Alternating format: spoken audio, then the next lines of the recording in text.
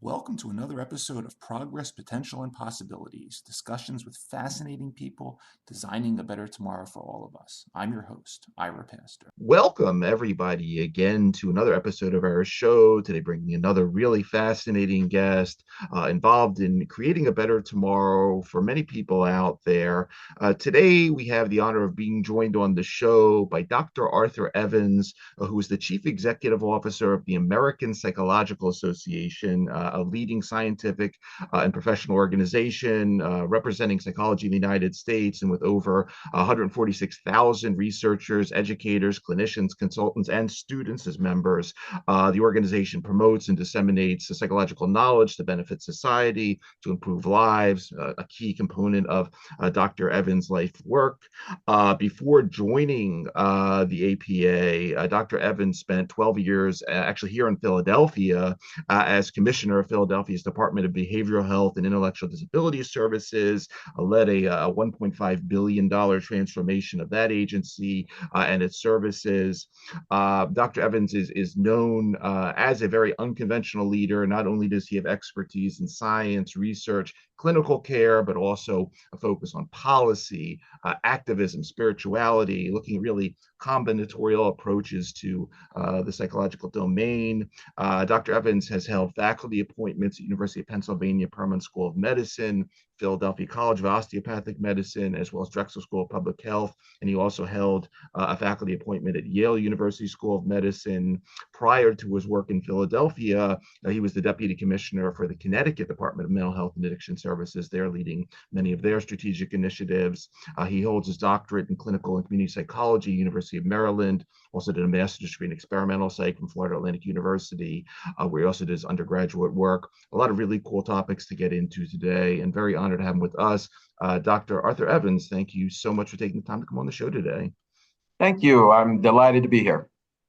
Wonderful having you. I'd love to start off at the beginning because I read all about your doctoral work sort of in the area of both clinical and community psychology, but then I also took a look at your master's, which was on the experimental side, which had to do with some really interesting analysis of how students perform experiments in a chemistry lab, and how an interview that you did previously about how you merge these two worlds. I know my son is actually a psychology student right now, and he loves the clinical side. Experimental, not that much, but you used it together in very interesting ways at the beginning of your career. To talk a little bit about the beginning, if you would, Dr. Evans. Sure. So I became a psychologist, or I went into clinical training because I really wanted to utilize my skills and my life to make people's lives better. And I'll tell you a quick story. I actually started as a music major and had a music scholarship at a local community college. Finished after my first year, it was really clear that I was not going to have a career in music. Not that I wasn't, decent, but I just couldn't see making a living out of that. And I was at the end of the semester. The community college was closed. There was literally no one around. The next year, I wasn't sure what I was going to do because I had just finished my 2 years and trying to figure out what I was going to do if I wasn't going to do music. And I just happened to, and I always say that in quotes, happened to run into my psychology teacher. And she asked me, well, what are you going to do now? And I said, well, I really like to be a psychologist, but, it's going to take too long. I don't want to be in school that long and that kind of stuff. And literally in a 15-minute conversation, she convinced me if that's what I really wanted to do, that's what I should do. And it's the reason that today, if a student asks me, I don't care how busy I am, they get on my calendar. My every secretary, every administrative assistant that works with me knows that is because someone took 15 minutes, it changed my life. And so I try to give back in that way. But what happened was when she said that, she said, well, there are two, I grew up in Central Florida. So that's the context. And so when she said that, she said, there are two good schools that I really recommend in the state for psychology. She said, Florida State, which is in Tallahassee, North Florida, and Florida Atlantic University, which is in South Florida. I'm in Central Florida. I'm a Floridian, native Floridian at that point, and I say Florida State is too far north, it gets too cold up there. So I literally didn't even look at Florida State. I only looked at FAU. And I went down there, and there are no clinicians, not one on the staff. They're all experimental psychologists. I didn't even know what experimental psychology was, but I loved it. It's experimental psychology is basically the study of human behavior, and people do that from all kinds of perspectives, from human cognition to social psychology, understanding how we work together as people and live together. There is developmental psychologists, people who study child development and later life development. There are psychologists that study the brain, neuropsychologists. There's psychologists, if you ever see the rat studies, or comparative psychologists. Those are folks who do studies with animals and then use those animal models to try to understand human behavior. So it was just this vast world that I had never heard of, but it was fascinating. I loved it. And I stayed on to get a master's in experimental psychology. And in fact, what I was most interested in was human cognition. So I had a chance to work with someone who was doing studies looking at how we learn. And this was the 80s. And my first literature search for my master's thesis was on artificial intelligence. So a lot of folks think that AI is something new, but AI has been around a long time, and psychologists have done a lot of the early work on artificial intelligence. And so I was really interested in, could we use AI to help people learn? At that time, we were studying how to teach people how to estimate algebraic equations, it turns out that while it was certainly possible, we didn't have access to the computers that were powerful enough. And so I ended up doing computer-assisted instruction instead of AI.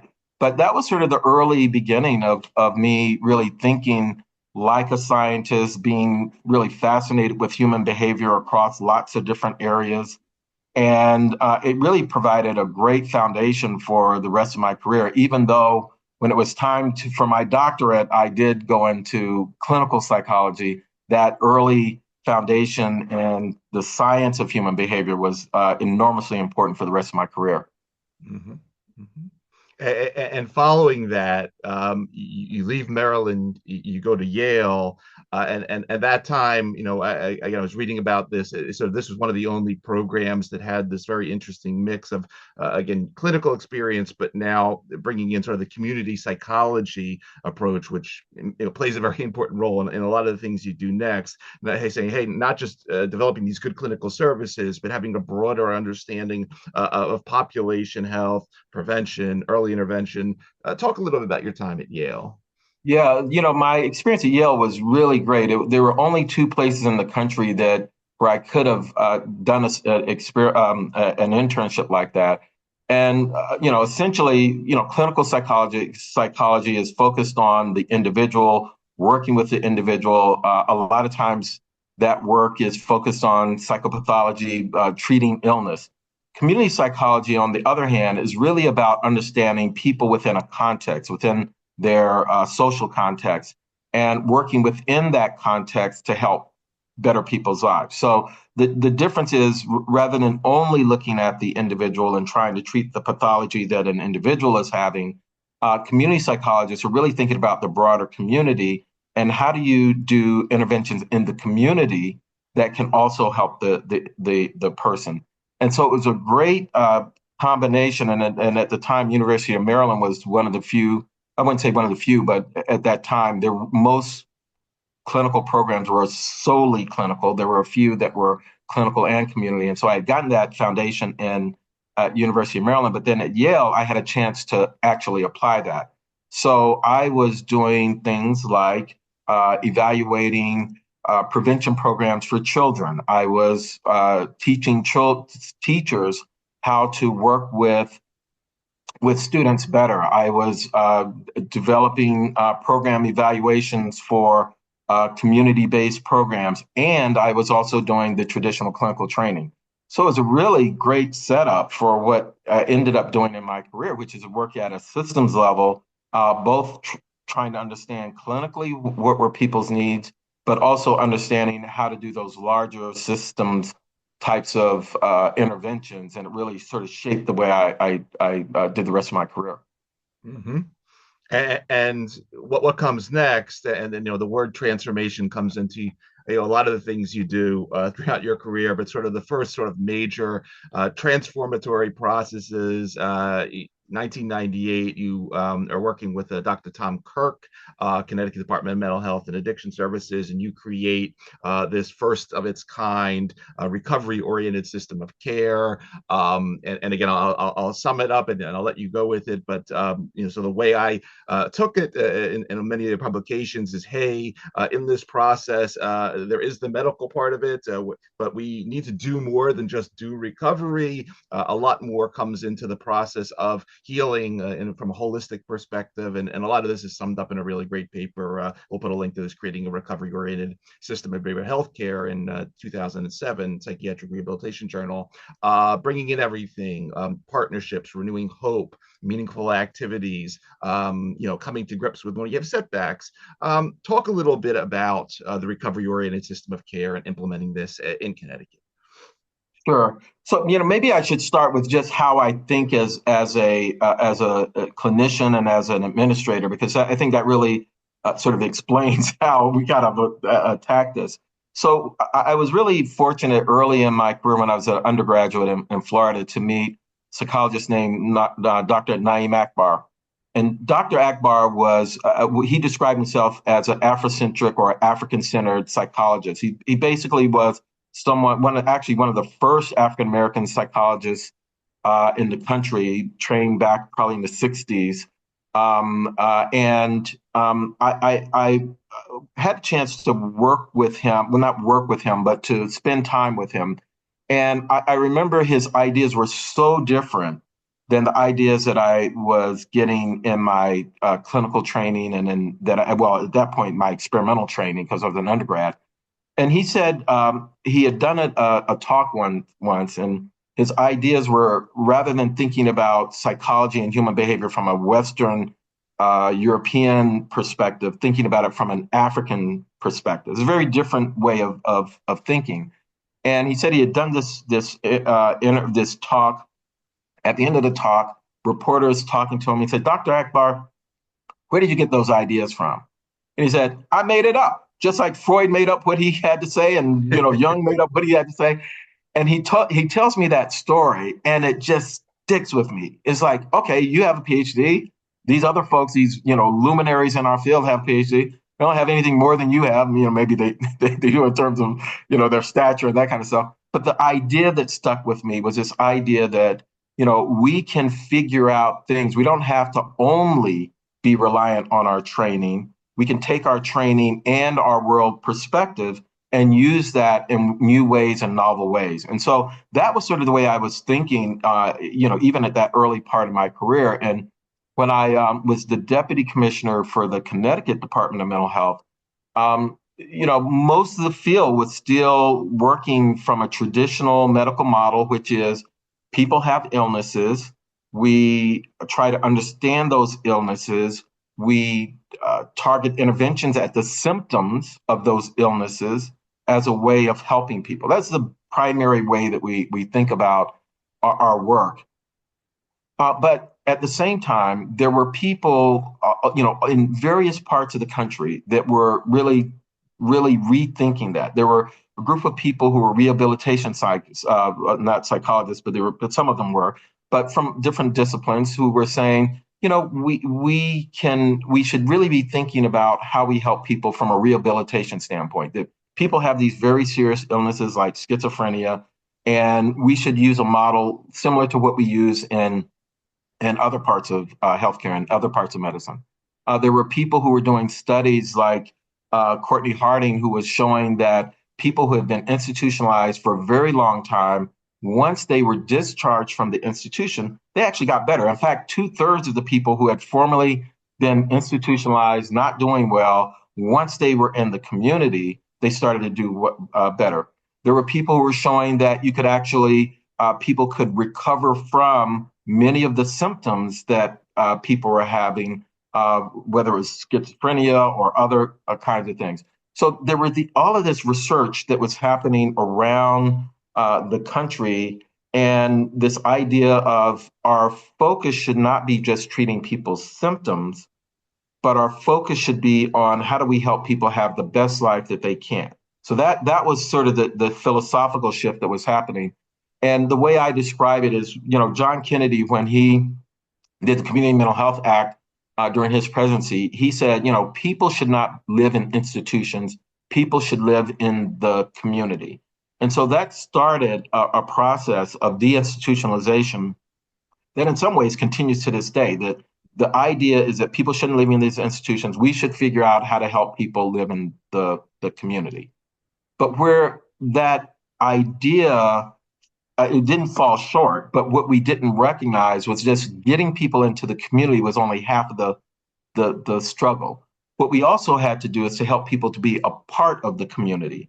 And so what the whole recovery movement was about, and is about, I should say, is shifting the goal from treating people's symptoms primarily and hoping that if we treated their symptoms, their lives would be okay, to really working with people in a partnership to help them have the kind of life that they want to have in the community that they want to live in. And so when, I've been doing this work for a long time, so I've talked to a lot of different audiences.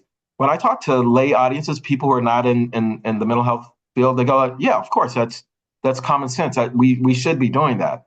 But then when you look at how our systems are organized, they are not organized to do that. And so the real work for those of us who are systems administrators and people who are working in systems is, how do we get the systems to work differently so that's the outcome that we're getting for people? Let me tell you one other story that really illustrates this. There was one of the things I did when I was in Connecticut. I spent a lot of time just going around the state talking to people, and one of the groups that I talked to were women who were older. They had sons and daughters who had been institutionalized. They were activists and trying to make the system work better for their family members.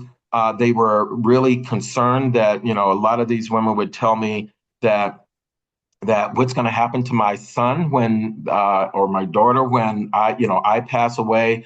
They're out of the hospital. We were successful getting them into the community. But, this one woman said, my son, he's, 40. He lives in my basement. He is there all day. He drinks coffee, watches television all day. That's his life. And when I die, I don't know what's going to happen. And, and I really thought about it from a traditional model. Her son was a success, right? Because he wasn't in the hospital. He wasn't in jail. He wasn't in emergency departments. He essentially wasn't, creating any kind of challenges for people. But that was not the life that he wanted, nor was it the life that his mother wanted for him. So in a traditional system, we would have put a check. He's out of the hospital. He's not in jail, et cetera. In a recovery-oriented system, we would say, oh, we could do a lot better. How do we help him have the kind of life that he wants to have? Does he want to have a job? Does he want to go back to school? How does he have social relationships? So that philosophical shift was, on the surface, simple, but it was really, really complicated to shift systems to work for that as the outcome and the goal. Mm-hmm. Mm-hmm. speaking about some of these themes now, because we're going to now move from Connecticut to Philadelphia, and speaking about sort of this deinstitutionalization. I started my career in sort of the late '80s out in the northeastern Philadelphia area, and I used to drive by the Byberry State Hospital. Yes. Yep. Yeah. Scary looking place. Yep. But so we have the sort of that closing down in the early 90s, the creation of the community behavioral health model in the late 90s. And then you come in 2004, again, major transformational initiatives and taking a lot of what you learned in Connecticut. You brought it to Philly. It becomes known as the Philadelphia model. Again, fifth largest metropolis in the United States now. Talk a little bit about translating this process into Philly. And then, I'm down here at Fourth and Spruce, and several of the Porchlight mural projects are around this area. Would love to hear a little bit. Is that an example of sort of the community engagement component of this? Because I think that's a really nice sort of elegant example of some of when it comes to changing the physical environment, the social connections, and all that is a really interesting piece of the Philly story. Yeah. I want to give Tom Kirk a lot of credit. Unfortunately, Tom passed during the pandemic. But what Tom did, really for the nation, maybe for the world, is he took this idea of recovery as the goal and said, we have to deal with it from a systemic standpoint, that we have to change systems and structures if we want that. So that is the thinking that I brought to Philadelphia, which is the city had done a lot of really interesting work. And in fact, their work around financing and structuring their system really is unparalleled. There's no place in the country that I know of that is like Philadelphia on the scale of Philadelphia. When I got there, it was over $1 billion system, is larger than most states. I think all of the states except for two. And they had done this really sophisticated work to create essentially a single payer behavioral health care system.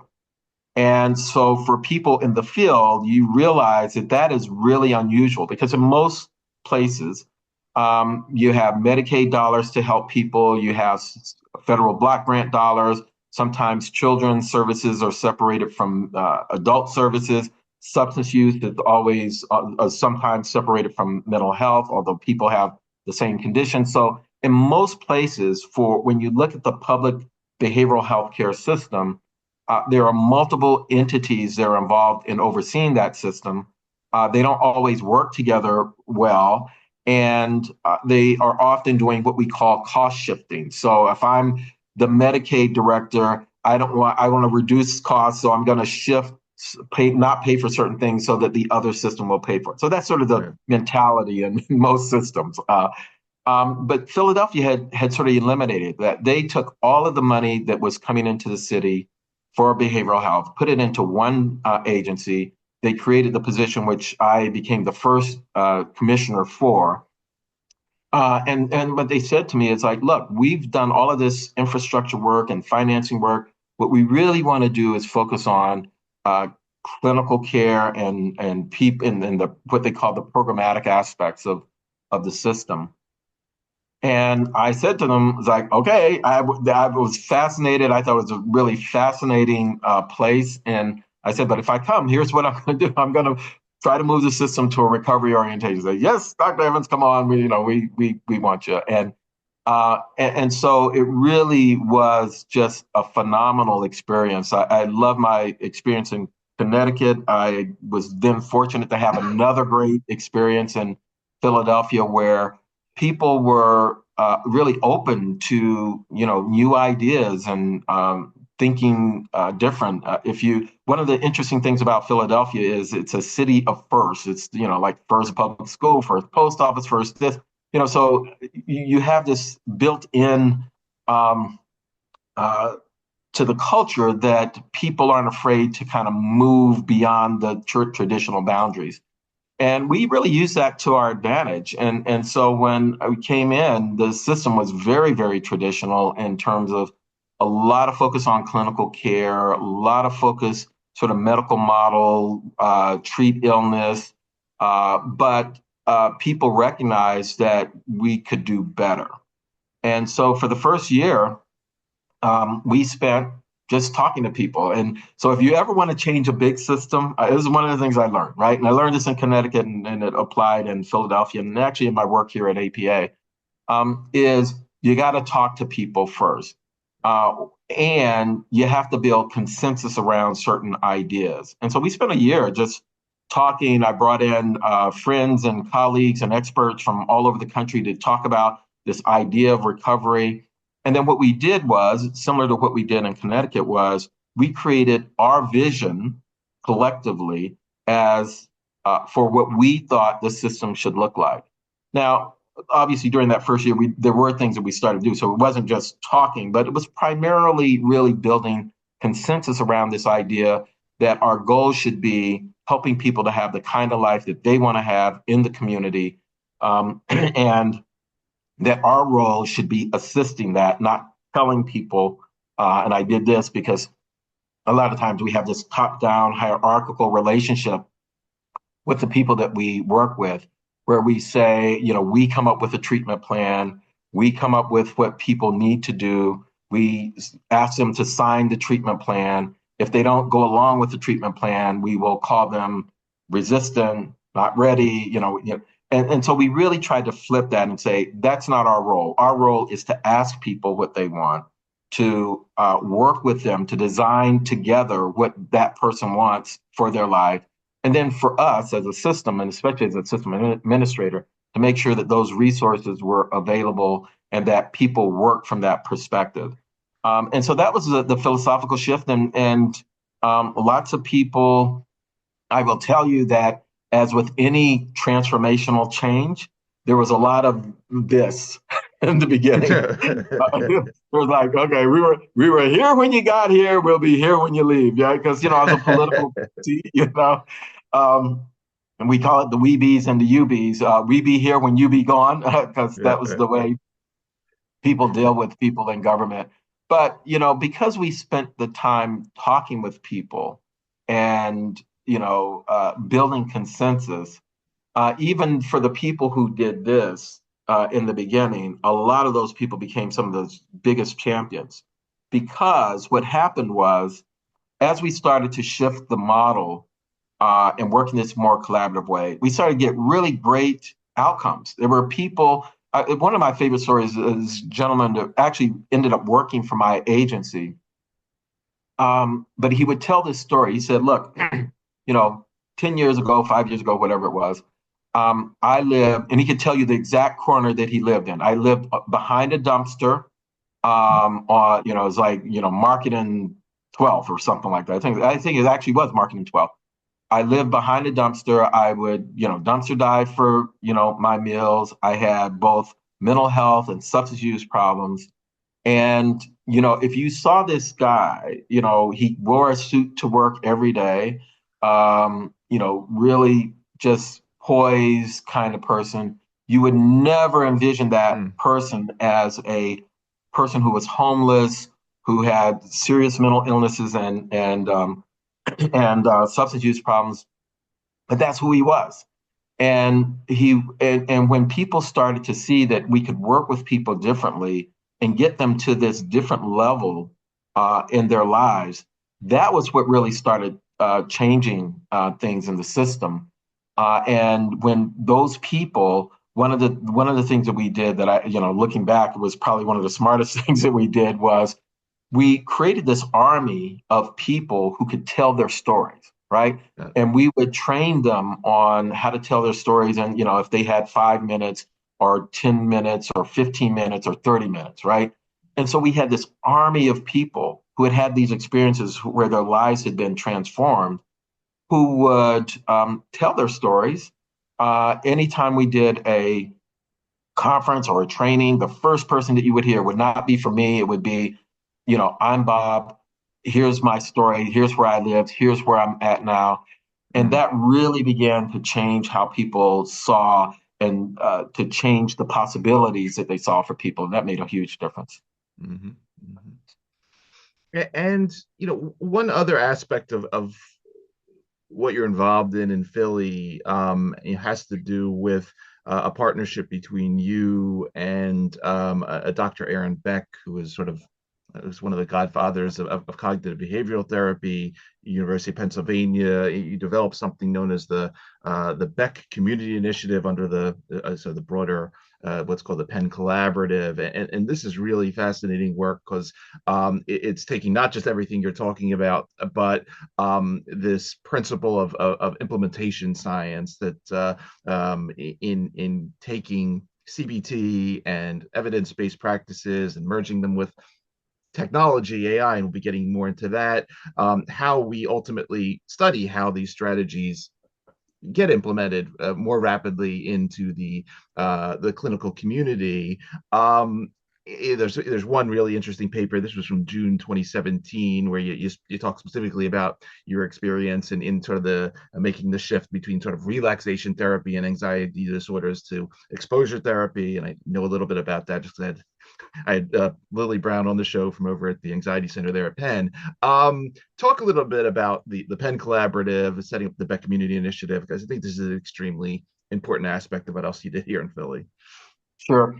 So one of the challenges we have in the field, and not just our field, but most fields, is that there is a big gap between when we learn something from a scientific standpoint and then when it's actually implemented.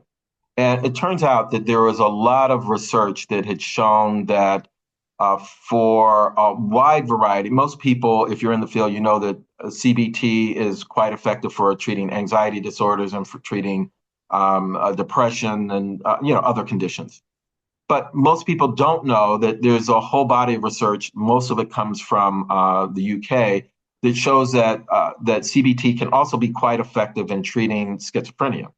Mm. And for most people in our field, our early training, even myself, the way most of us are taught is that, schizophrenia is this long-term chronic condition. People aren't really going to get better. That's the way the majority of people are trained. And that notion is still very much in the field. It's the reason that we have these large institutions, because we couldn't help people get better. So we had to take them out of the community and put them in these institutions and take care of them, right? So that's sort of the underlying, those institutions really reflect the thinking that we had at the time. That thinking has sort of moved forward. So when we were doing the recovery transformation, I told you that we spent a year talking. One of the things as a psychologist, I was very interested in ensuring is that anything that we did had to have a scientific foundation and grounding. We did that in Connecticut. We did that in Philadelphia. And so early on, we had built in this idea that if we're going to help people to recover, we got to use the best science to do that, which was a really important idea, because at the same time that we were talking about evidence, this is the early days of sort of the evidence-based practice push in the field. There were a lot of people saying, evidence-based practices don't work from a recovery standpoint because it's forcing people to do a certain kind of treatment. So that was one of the ways that people were talking about it. And I felt very strongly that if we were going to be successful, we had to have a different way of thinking about the science, understanding the value of the science and actually helping people. So not long after I came to Philadelphia, Tim Beck, we call him Tim, called me and said, we have lots of studies that shown that, CBT is, really effective in all of these areas, but it's not widely practiced. And as psychologists, yep, I know that. We've built that into our thinking at that point. And so he asked, could we work together to get CBT more widely spread within our service system? Now, for a psychologist, I'm geeking out, right? I never told Tim this. He passed away before I had a chance to tell him this. But the secretary who took the message that Tim Beck had called me, well, Aaron Beck, it was what said the message. I saved that message, right? Because as a psychologist, that's a big deal if Aaron Beck calls you, right? And so I never told him that story, but I was just geeking out that he called me. But just one of the nicest people you could ever meet. Just brilliant man. Just really, obviously brilliant. but also really compassionate. And that's sort of that combination of brilliance, compassion, and being nice and caring about people just made it so much fun to work with. We collaborated for essentially the whole time I was a commissioner in Philadelphia. And what we did was we systematically started to take his research and his techniques, and then train people around our service system. We did it in in the early days in outpatient settings. We started to do children's residential settings. We started to even work with people who were our homeless outreach workers, teaching them the techniques around cognitive therapy, so that when they were working with people, they had that understanding when they were engaging people on the streets. And so we over the course of a decade, we had really increased our footprint in the city of programs that were using CBT to work with people. But one of the most difficult challenges was people who had very serious forms of schizophrenia, people who were not getting better. We had a level of care where people would go if they were not better after 10 days in a regular acute psychiatric hospital. And what happened over time was that these programs, rather than being intensive programs that could do more than a traditional intensive psychiatric hospitalization, they really became way stations, and the length of stay started to grow to almost a year. So these are people who are not doing well. They would have historically been in a state hospital because we didn't have state hospitals. We had this level of care, and they weren't doing well. And so we decided that we've been successful in getting EBP or this particular evidence-based practice throughout the system, but this was going to be hard, right? And we knew it was going to be hard. And so when we went in at this point, because we had been collaborating so much, that the way we implemented CBT was from a recovery perspective. And so as that work evolved and working with people in these units where they just weren't doing well, had very serious illnesses, this idea of recovery-oriented cognitive therapy evolved. And so it was really taking the recovery philosophy and pairing that with the evidence-based practice, which we knew would work, and getting really good outcomes. And in fact, Tim would say, he's like, look, we had lots of research that showed that this EBP would work. We had the study to show that. He said, but it works a lot better using a recovery framework. So for people who are on these units, some of whom just had really challenging behaviors, and I won't describe some of them, but some of them were pretty intense behaviors. The way people would be engaged was the way we'd engage anyone. Ask them, well, what is it that you want? And one of my favorite stories was this person who was just really having some challenges, and he wanted to be a chef, a cook. Hadn't done well for months in this unit. They started working with him from that perspective. Asked him, what do you want to do? Turns out that he wanted to be a teacher, or wanted to teach, or that kind of stuff. I think it may have even had been a teacher. So rather than just focusing on his symptoms, what they also did is they used the evidence-based practice to help him sort of rethink how he could use that skills and desire on the unit that he was in. And so he started to play this different role on the unit, where he was like doing little classes, or doing those kinds of things that were really helping him to feel more fulfilled. So what we saw was these people that we thought couldn't get better actually get better by focusing on the things that they were interested in. What we saw was our ability to get them discharged into the community increased quite a bit. They were able to reduce restraints and seclusions. They were able to reduce the need for IM medication, for having to give people medication they had to give. We saw the increase in people's ability to get a referral and live more independently in the community. So. Mm-hmm.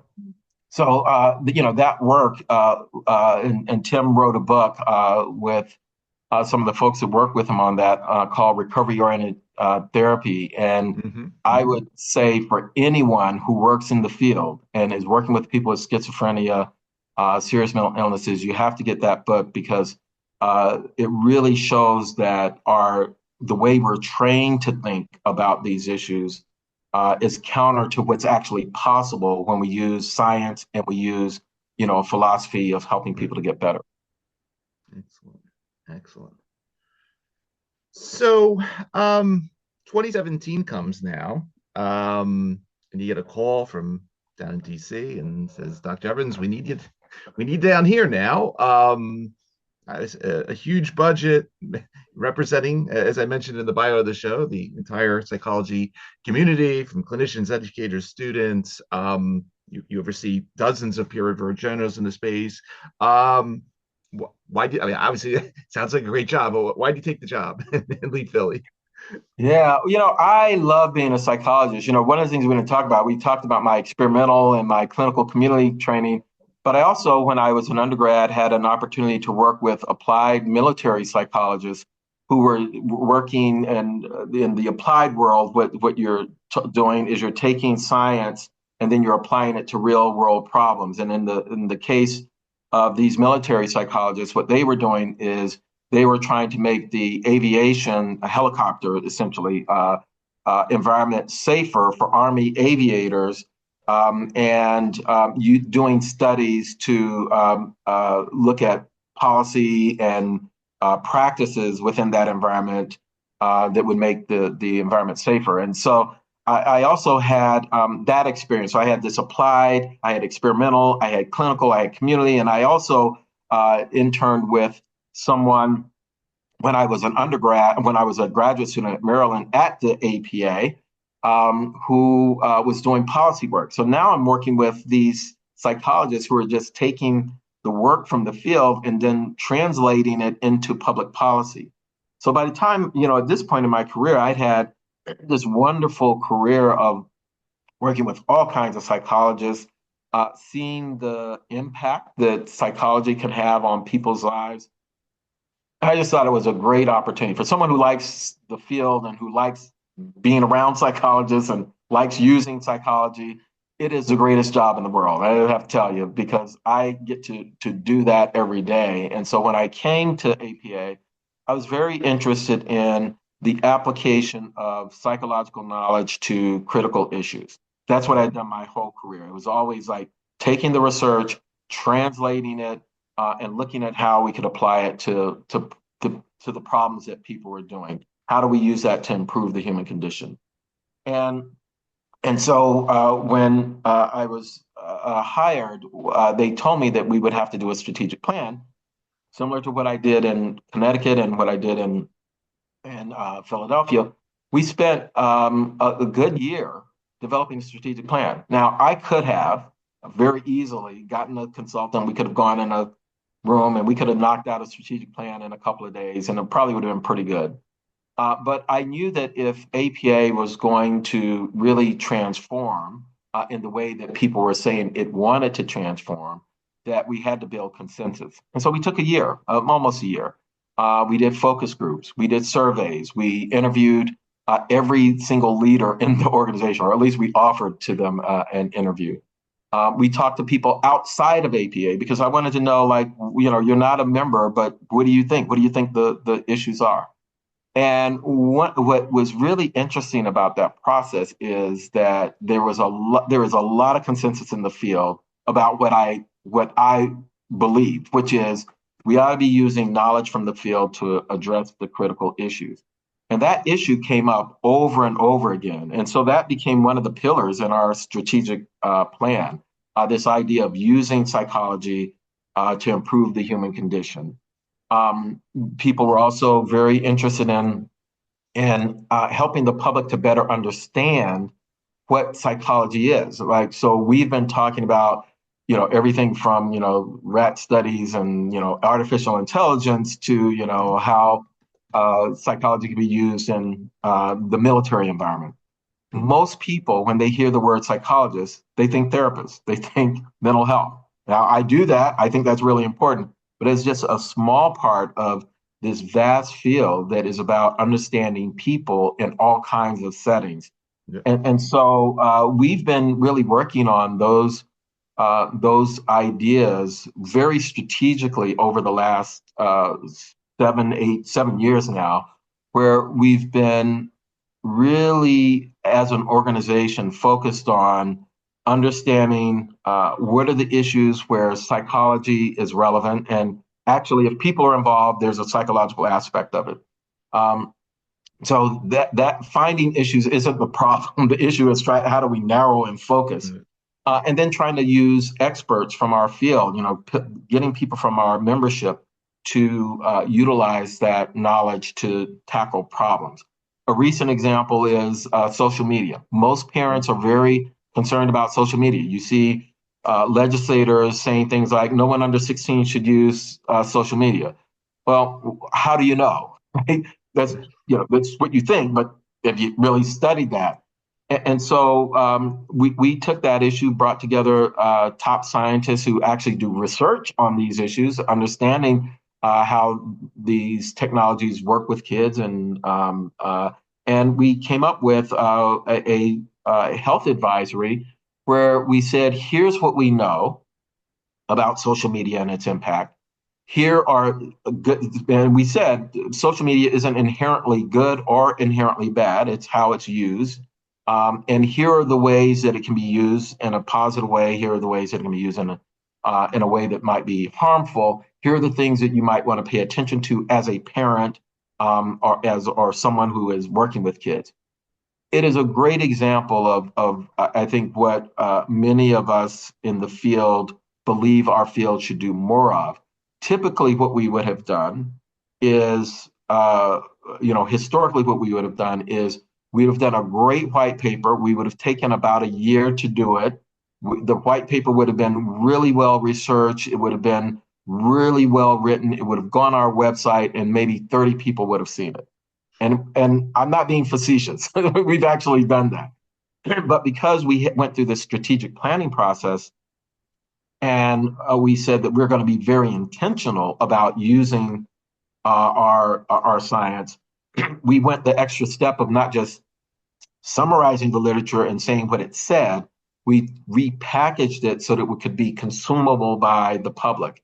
That made the huge difference. We had literally hundreds of media hits. It went around the world because people, I have colleagues from other countries say, "Oh yeah, I read you all's work on social media." So it had the kind of impact that I think many of our members and psychologists want.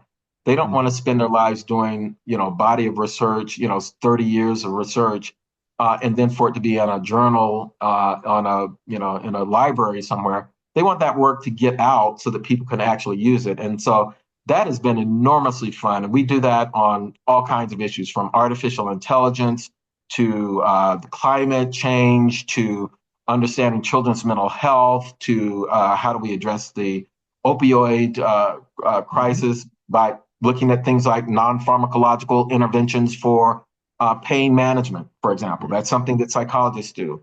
Or understanding the human factors issues in the development of artificial intelligence, or understanding that for climate change, that is a human phenomena, and that if you want to address climate change, you got to use the science of people to help look at some of the strategies. So what we're doing is really connecting the dots, because typically people wouldn't think about psychologists for strategies around climate change. But if people are involved, you got to use the science of people to do that. Same thing with AI. So that's been a lot of fun, and I'm enjoying that part of the work. Mm-hmm. Mm-hmm. And as you talk about the sort of the novel innovation delivery systems, and I know that you just gave a major keynote at the HIMSS conference, Healthcare Information Management System Society, talking about things like AI, talking about telepsychology and so forth. I mean, let's look a little to, sort of over the horizon to the future now. What is your, what gets you excited in the space? What are you a little more apprehensive about? Take us a little into sort of the innovation future here for the APA and its members, and the types of things that you would like to see happening in the next couple of years. One of the things we've learned over the last several years is that that people actually want to use and incorporate psychological science into the things that they're dealing with. I think when I started this work at APA, we weren't sure. We weren't sure, when psychologists started to talk about climate change, for example, or artificial intelligence, were people going to be like, well, how is that relevant? Well, it turns out that people actually get it pretty quickly because they know the issues that they're struggling with. And so I think that the future of for the field is to get even better at translating knowledge from the field so that it can be applicable to the problems that people are doing. And this is a problem not just for our field, but this is a problem for every field. There's actually a whole area of research that looks at the adoption of science into a sort of real world application. So we know that it takes time, usually more than a decade. But we're getting better at it, and we're getting better at packaging things so that it can be used. And so I see that as being a big part. I think we've been pleasantly surprised. For example, I was invited to, a few months ago, or maybe a year or so ago, the Senate was doing hearings on AI, and they were inviting all of the big tech companies, and they were inviting people from the legal community, they invited APA, which says that they understand that the issues like around ethics and privacy and these kinds of things, that they're going to have to understand the human elements of that and understand the psychological science around some of these issues if they're going to do good public policy.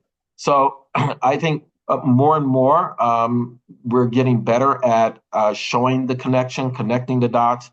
And I would hope, a decade from now that, people are talking about, whatever the issue is, and they're going, well, what does psychology have to say about that issue? If we got to that point, I think we would have been successful in really achieving what we want to achieve around that. Mm-hmm. Mm-hmm.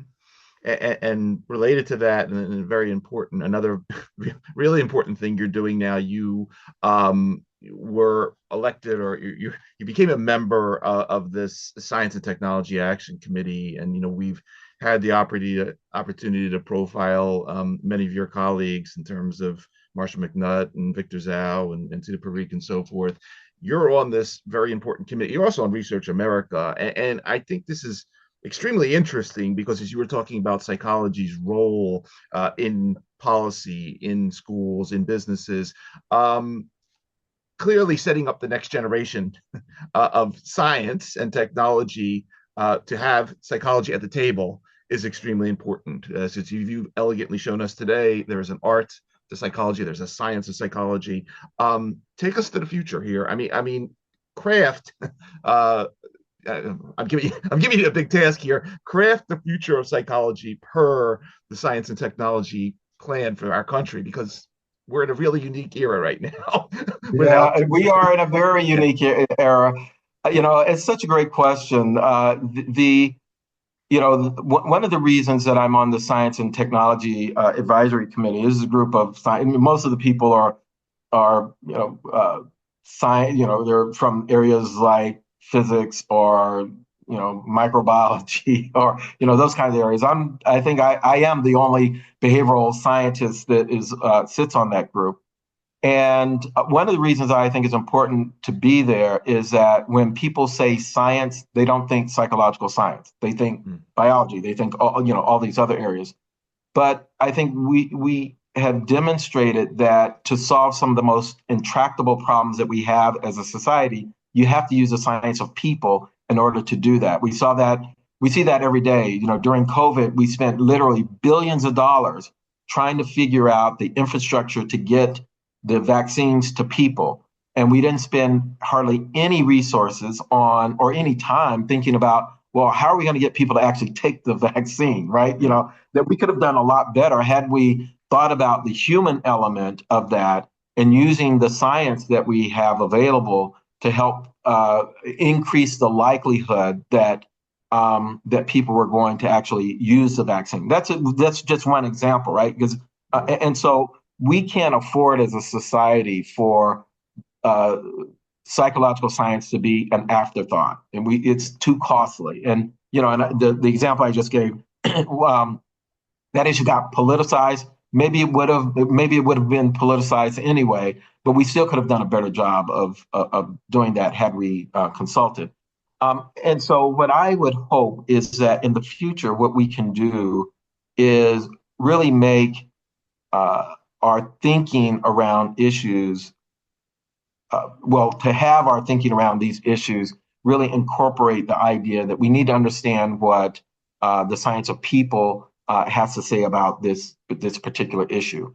And one of the things that, we didn't talk much about this, but you kind of referenced that when I was in Philadelphia, was not only working on translating science and working with people like Beck, but people like Edna Foa and other people have done this phenomenal work around creating these scientifically based treatments. But at the other end of the continuum, I'm working with artists and art programs like the city's mural arts program and the city's a program called First Person Arts, so a storytelling organization. And I'm working with churches and synagogues and masjids, people from the faith community, and we're working with people in other agencies. And here's the point, that if we're really going to tackle big problems, we can't do it in silos. So as much as I believe in the science, I believe equally passionately that we have to be able to speak to people in different ways. And one way to do that is through art. And so one of the strategies we employed in Philadelphia was storytelling. We would do storytelling events where people would come and tell their story to audiences, a way of reducing the stigma. Very effective. I mean, we had audiences on a Friday night in Philadelphia with 600, 700 people listening to people tell their stories, not about mental illness, but about mental strength, and telling these sort of compelling stories as a way of reducing stigma. So here's the point. Yes, we need the science. Yes, we need all of the clinical training that we have, but we also have to be open to other ways of knowing, other ways of learning. And the real power is when you integrate all of that into one strategy. And I think psychology in particular is really well poised to do that because of the way we're trained. We're trained, those of us who are clinicians are trained as scientists and as practitioners. And so our training is about integrating these ideas that may seem at odds with each other. But when we're able to do that, we're able to create some really powerful kinds of ways of intervening and helping people. And this again feeds back to the theme that I mentioned in your bio about your cross systems thinking, and it's it makes her extremely elegant approaches to all these issues. Really, it's extremely impressive. Doctor, any other final messages while we have you today, and then anything that I missed that we should be looking out for public facing per the APA, per you, other conferences, talks that you may be giving in the coming months? Anything else you want to mention while we have you today, please? Well, I'll just say a little bit more about AI. AI is going to have such a profound impact on everything that we do. And, like I said, I've been interested in AI for 40 years, right? So for me, this is kind of full circle. I did my master's thesis, like I said, I was looking at AI in the 80s, and to be now in this really wonderful position to actually use knowledge from our field to help advance it. I think that is, for me personally, that's really exciting. But I think as we think about AI, I really hope that we can think about all of the human aspects of it. There's an area of psychology called human factors, which basically these are people who study how to make sure that machines and the technologies that we use actually work. One simple example I use: have you ever walked up to a door and you pull instead of push? Because the cues that you get are telling you that you should pull, but the design of it is to actually push. And that's a simple human factors issues. Now, if you could take that concept that sometimes things can be designed in a way that optimizes how we are able to use it, and sometimes they can be designed in a way that makes it more difficult. And all of us have done this. We've had an app that didn't quite work right, or you get in a car and you can't figure out where things are. Those are human factors issues. And there's a whole body of people who kind of study those issues that ought to be brought in to make sure that these technologies actually work the way we want them to work and that they're easy to use for people. But then there are issues like bias. We know that these large data sets have the same biases that we have in society and that those are getting replicated. Well, social psychologists actually study that, and we should be using them to help us look at how we mitigate bias. We know that part of what we're trying to do in AI is to mimic the way people think in some ways. Well, people who actually study that, cognitive psychologists, and come up with the theories of human intelligence probably should be consulted. So what I hope that is that as this technology moves forward, that we're thinking really sophisticatedly about it, that we're thinking about issues like privacy and how do people understand privacy. That's kind of varies a lot, kind of depending on people. Young people think of privacy very differently than people my age, right? So how do you then craft policy that takes into consideration those different ways of understanding an issue that's so important to the implementation of those? Those are all issues that I hope that we will recognize that we should be utilizing psychological knowledge to help address. And I really hope that APA will continue to, just be poised to bring together the expertise to deal with those issues, because the stakes are pretty high. These technologies are really going to radically change our world, and we got to get it right. We're going to have one time to get it right. So let's use all of the knowledge that we have available to do that.